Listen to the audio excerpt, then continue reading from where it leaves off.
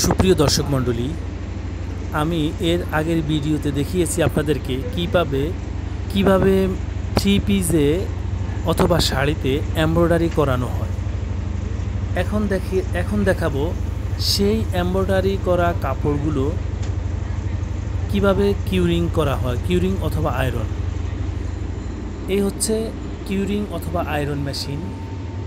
এটা একটি electric device. এটির মাধ্যমে কাপড়গুলো সুন্দরভাবে এই মেশিনে ঢুকানো হয় এবং অপর প্রান্ত দিয়ে আয়রন বা কিউরিং হয়ে বের হয়ে আসে।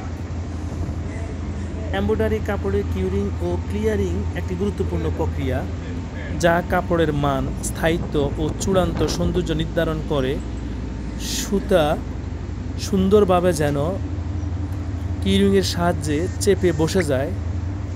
সঠিকভাবে মেশিন এবং ধাপে ধাপে পদ্ধতি অনুসরণ করলে আপনি পেশাদার মানের ফিনিশিং দেখতে পারবেন।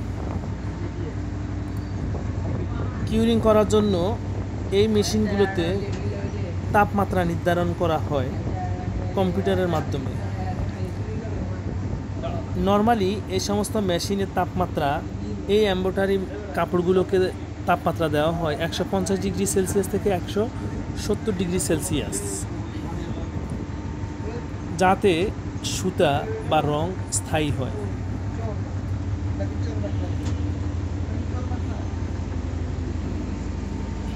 অতিরিক্ত সুতা কাঁচি বা থ্রেড ট্রিমার দিয়ে কেটে ফেলা হয়।